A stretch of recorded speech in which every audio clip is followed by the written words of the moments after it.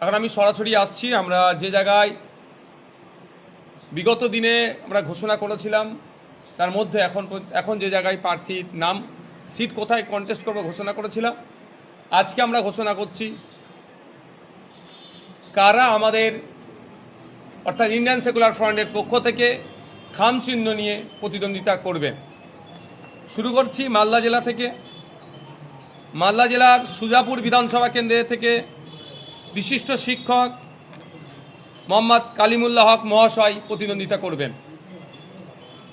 নদিয়া জেলার পলাশীপাড়া বিধানসভা কেন্দ্র থেকে আমাদের পার্টির পক্ষ থেকে যাকে আমরা নমিনেট করছি বিশিষ্ট শিক্ষক শামসুর আলী মল্লিক সাহেব। চাপড়া বিধানসভা কেন্দ্র থেকে জাকির মণ্ডল সাহেব। উত্তর চব্বিশ পরগনা জেলার বাদুরিয়া বিধানসভা ক্ষেত্র থেকে মৌলানা মোহাম্মদ কুতুবউদ্দিন ফাতেহি সাহেব।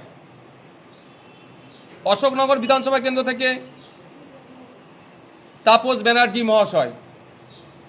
আমডাঙ্গা বিধানসভা কেন্দ্র থেকে বিশ্বজিৎ মাইতি মহাশয়।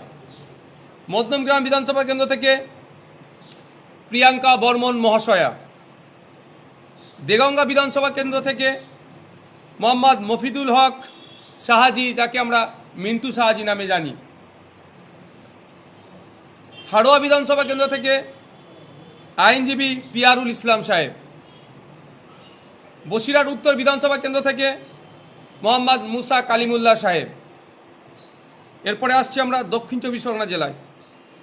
দক্ষিণ চব্বিশ পরগনা জেলায় যে সমস্ত সিটগুলো ইতিমধ্যেই আমরা ঘোষণা করেছি তার মধ্যে প্রার্থী আজকে যেটা ঘোষণা করছি, কুলপি বিধানসভা কেন্দ্র থেকে প্রতিদ্বন্দ্বিতা করবেন আইএসএফের পক্ষ থেকে আব্দুল মালিক মোল্লা সাহেব।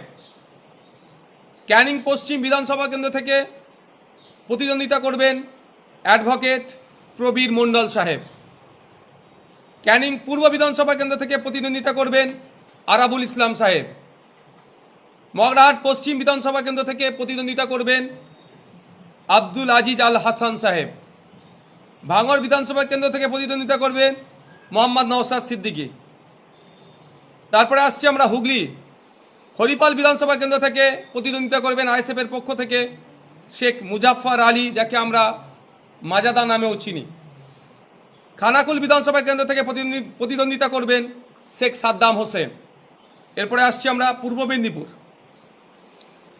পাঁশকুড়া পশ্চিম বিধানসভা কেন্দ্র থেকে প্রতিদ্বন্দ্বিতা করবেন আফজাল আলী শাহ।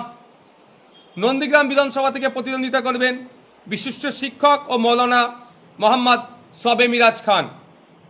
পশ্চিম মেদিনীপুর জেলার শালবনী বিধানসভা থেকে প্রতিদ্বন্দ্বিতা করবেন বিশিষ্ট শিক্ষক পীযূষ হাসদা মহাশয়।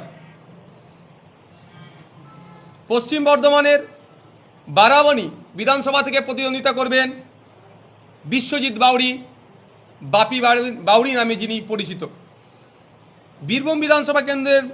বীরভূম জেলার যে সমস্ত বিধানসভা কেন্দ্র থেকে আমাদের ইন্ডিয়ান সেকুলার ফ্রন্টের পক্ষ থেকে প্রতিদ্বন্দ্বিতা করছেন বোলপুর বিধানসভা কেন্দ্রের অধ্যাপক বাপি সরেন মহাশয়।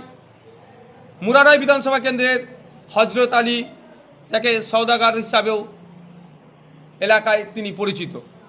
এই সমস্ত সিটগুলোতে আমরা এখন আমাদের পার্টির পক্ষ থেকে যারা প্রতিদ্বন্দ্বিতা করছেন তাদের নাম আমরা ঘোষণা করলাম। আর যে কয়েকটি সিট বাকি আছে আগামী বুধবার তথা পরশু দিনকে আমরা আমাদের সেকেন্ড পর্যায়ের লিস্ট আমরা ঘোষণা করব, প্রার্থীর লিস্ট ঘোষণা করব।